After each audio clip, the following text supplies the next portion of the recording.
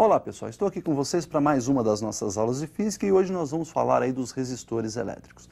Resistor é todo elemento que faz a conversão, que transforma energia elétrica em energia térmica. Em casa aí você tem alguns elementos que utilizam da resistência elétrica, por exemplo, ferro de passar roupas tem lá uma resistência elétrica para fazer o aquecimento, o secador de cabelos, o chuveiro elétrico, entre outros, né? Nós vamos então conhecer esse elemento chamado resistor. Observe então aí nessa figura o resistor e os símbolos que nós vamos utilizar nos circuitos elétricos. Um resistor normalmente ele vem nesse formato cilíndrico, né, olha, e pode ser representado dessas outras duas formas, um retângulo ou essa forma aí meio achurada aí, né, um rabisquinho aí que sobe e desce nas diagonais.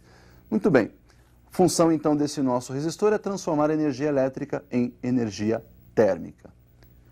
Bom, como nós vimos então, esse fenômeno de transformação energia elétrica em energia térmica é o que se chama efeito Joule, né? Você tem lá a corrente que tenta atravessar o resistor, o próprio nome já diz, resistor. Ele tenta oferecer uma resistência à passagem dessas cargas elétricas e as cargas então vão se chocando com os átomos desse material e vão produzindo aí calor. Essa produção de calor então chamada efeito Joule. Ohm, então, começou a estudar esses materiais resistivos e elaborou duas leis que nós vamos ver a seguir. Observe, então, no visual a primeira lei de Ohm. Nós temos aí um resistor que está sendo percorrido por uma corrente elétrica que eu vou chamar de I, né? A sua resistência elétrica vamos chamar de R, e essa corrente só é possível se houver aí uma diferença de potencial entre os terminais desse resistor. Portanto, estamos aplicando aí nos seus terminais uma tensão U. Ohm observou então que essa tensão U era diretamente proporcional à corrente, né? Corrente que está percorrendo esse resistor e também diretamente proporcional a essa resistência elétrica. Daí então nós temos uma relação matemática onde a tensão é igual ao produto da resistência elétrica pela intensidade de corrente elétrica, U igual R vezes I. Se nós formos traçar aí um gráfico representando a tensão elétrica em função da corrente para este resistor, nós temos aí, por exemplo, no eixo vertical a tensão, eixo horizontal a intensidade de corrente, e nós vamos ter aí para esta relação uma reta crescente. Então nós temos aí uma reta que passa lá pelo cruzamento dos eixos e vai crescendo, né? Conforme aumenta a corrente, aumenta também a tensão. O coeficiente angular dessa reta pode ser determinado, olha, tangente desse nosso ângulo θ aí, de inclinação da reta da função, é numericamente igual à relação entre cateto oposto, que está representando a tensão, e o cateto adjacente aí, que representa a nossa corrente I. U dividido por I. Se trocarmos esse U aí por R vezes I, nós vamos ter então na relação RI dividido por I. Simplificando I, nós chegamos à conclusão que a tangente de θ é numericamente igual à resistência elétrica do resistor. Então nós vimos aí a primeira lei de Ohm que relaciona a tensão aplicada à corrente que percorre o nosso resistor e a resistência elétrica do resistor. Não esqueçam que essa análise foi feita por Ohm, mantendo sempre constante a temperatura do resistor. Por isso ele considera a resistência constante. E aí ele começa a analisar outros tipos de materiais resistivos e começa a fazer comparações entre áreas, o diâmetro do material, comprimento do material, tipo de material e elabora a sua segunda lei. Então observe aí a segunda lei de Ohm nesse visual que eu preparei para vocês. Nós temos aí um resistor, olha, no formato cilíndrico, área de secção nós chamamos de A, resistência elétrica eu vou chamar de R. Esse material possui uma resistividade, então nós temos materiais que são mais resistivos, materiais que são menos resistivos. A resistividade nós vamos representar pela letrinha grega ρ, né? E tem aí um comprimento do resistor que nós chamamos de L. Então olha lá, A é a área de secção transversal, L é o comprimento desse material resistivo, ρ é a resistividade desse material e R vai representar a resistência elétrica desse nosso resistor. Segundo Ohm, então, a resistência elétrica ela é diretamente proporcional à resistividade, ou seja, quanto mais resistivo for o material, maior a resistência que ele oferece. É diretamente proporcional ao comprimento desse material, consequentemente, quanto maior for o comprimento, maior é a distância que as carguinhas devem percorrer. Consequentemente, maior será o número de choque entre as carguinhas elétricas e os átomos desse material. Portanto, quanto maior o comprimento, maior a resistência elétrica. E inversamente proporcional à área.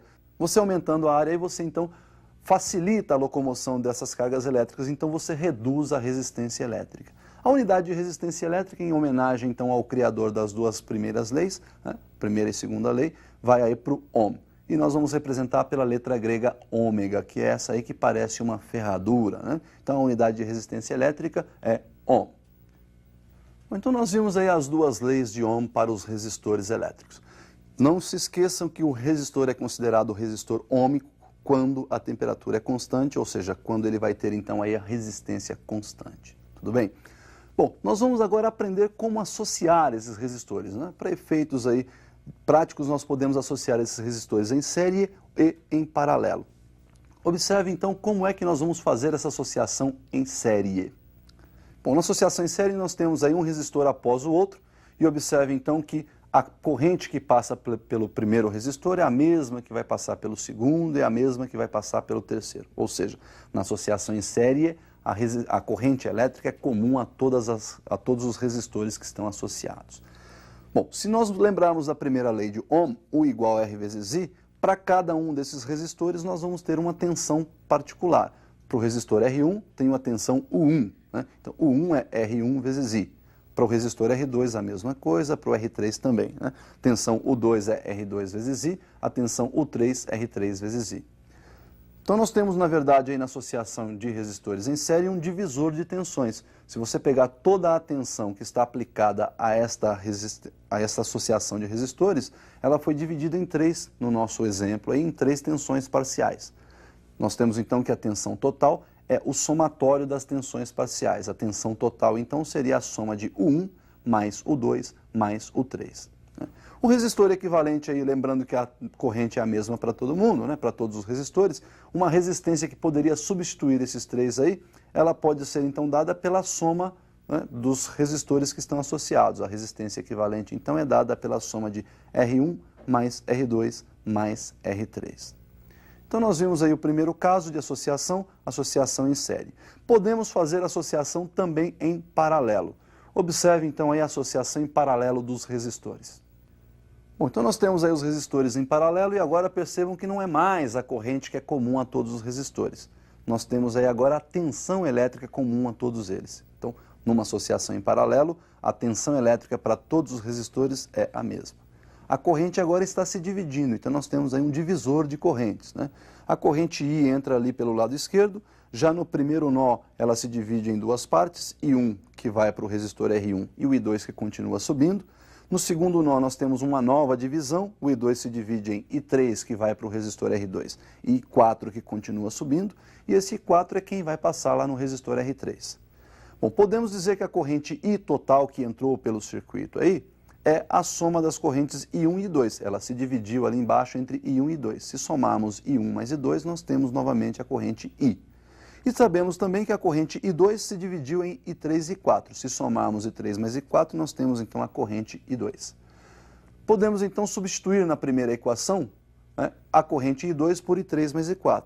Então nós temos que a corrente I é igual a I1 mais I3 mais I4. Nós não podemos esquecer então que lá pela primeira lei de Ohm nós também podemos isolar a corrente, né? Nós podemos dizer que a corrente é U sobre R, tensão sobre resistência. E podemos substituir nessa expressão de correntes, todas as correntes por U sobre R. Então ficaria mais ou menos assim, olha. Na corrente total nós temos a tensão U dividido pela resistência total equivalente. Na corrente I1, a corrente I1 é aquela que passa pelo resistor R1. Nós temos então U dividido por R1. Na corrente I3, olha lá, I3 é a corrente que passa pelo R2. Nós temos U dividido por R2. E na corrente I4, corrente I4 é a que passa pelo R3, nós temos U dividido por R3. Colocando esse U em evidência e simplificando toda a equação, nós temos então que 1 sobre R equivalente igual 1 sobre R1 mais 1 sobre R2 mais 1 sobre R3. Então nós podemos observar aí que quando nós temos resistores em paralelo, o inverso da resistência equivalente é dada pelo somatório dos inversos dos resistores associados. Muito bem, neste tipo de associação em paralelo, nós temos dois casos particulares. Observe o primeiro caso particular. No primeiro caso particular, nós fazemos uma associação de dois resistores. Sempre que tivermos dois resistores, e este caso só vale de 2 em 2 resistores, nós podemos calcular da seguinte forma. multiplicar essas resistências elétricas e dividir pela soma desses dois resistores, ou dessas duas resistências. Então, a resistência equivalente é dada pelo produto dos resistores dividido pela soma desses resistores.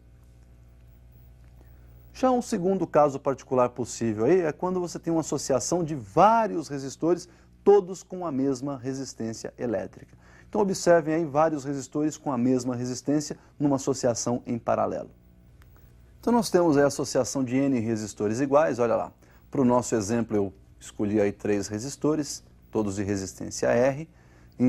Nós temos na associação em paralelo a mesma tensão para todos eles. E vamos usar, então, a equação geral da associação em paralelo.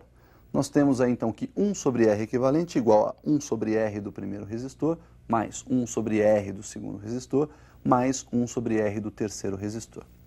Mínimo múltiplo comum entre os denominadores R, R e R é o próprio R. Então, nós temos que 1 sobre R equivalente igual R dividido por R1, vezes 1 lá de cima, dá 1.